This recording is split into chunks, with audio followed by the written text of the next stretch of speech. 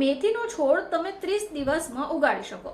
ચાલો આજે આપણે જાણીશું કે ઘરે રહીને આ મેથીનો છોડ કઈ રીતે રોપવો. નમસ્કાર દર્શક મિત્રો, ખબર છે .com પરથી હું દ્રષ્ટિ આપ સૌનું સ્વાગત કરું છું.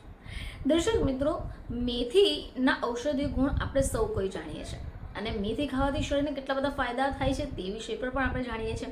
પરંતુ જો તમે માર્કેટમાંથી મેથી ખરીદીને નથી લાવવા ઈચ્છતા અને ઘરે જ રહીને મેથી ઉગાડવા ઈચ્છો છો તો આ વિડીયો તમારા માટે છે. તો મેથી એક ઔષધીય છોડ છે. મેથીનું સેવન તમે નિયમિત કરો છો તો હેલ્થને ઘણા ફાયદાઓ પણ થાય છે. હવે મેથીનો ઉપયોગ અનેક પ્રકારની દવાઓ બનાવવા માટે પણ થતો હોય છે. તો મેથીનો છોડ તમે 30 દિવસમાં ઉગાડી શકો. ચાલો આજે આપણે જાણીશું કે ઘરે રહીને આ મેથીનો છોડ કઈ રીતે રોપવો. તો મેથીને તમે કુંડામાં અથવા કન્ટેનરમાં અથવા ગ્રો બેગમાં સરળતાથી ઉગાડી શકો. હવે આને માટે તમારે શું કરવાનું છે કે કુંડામાં માટી નાખવાનું છે, બાદમાં છાણિયું ખાતર મિક્સ કરવાનું છે.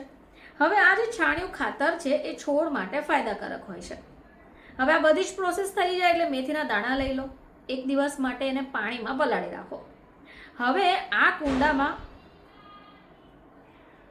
કુંડામાં બીજ રોપો અને એના ઉપર માટી નાખો. કુંડામાં તમારે સામાન્ય પાણી પણ નાખવાનું છે. સૂર્યપ્રકાશ પહોંચે તેવી જગ્યા પર મૂકવાનું છે. હવે 2 દિવસ પછી તમારે એને થોડું પાણી આપવાનું છે. ખાસ ધ્યાન રાખજો કે કુંડાને એવી રીતે મૂકો કે જ્યાં સૂર્યપ્રકાશ બરાબર પહોંચતો હોય, એટલે કે એકદમ છાંયડામાં જો તમે મૂકશો તો છોડ બરાબર નહીં થાય. દરરોજ 1 થી 2 ગ્લાસ પાણી નાખતા રહો. આમ કરવાથી છોડ સારો થશે. જો તમે પાણી નહીં નાખશો તો છોડ સુકાઈ જશે.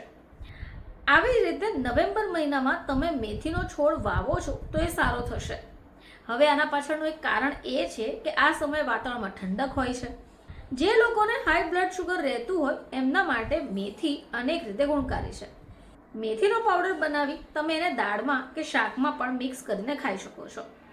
હવે મેથીનું સેવન કરવાથી ડોપામાઇનના સ્તર અને હોર્મોનને પ્રભાવિત થાય છે, જે બ્રેસ્ટ મિલ્કને પૌષ્ટિક બનાવવામાં પણ મદદ કરે છે.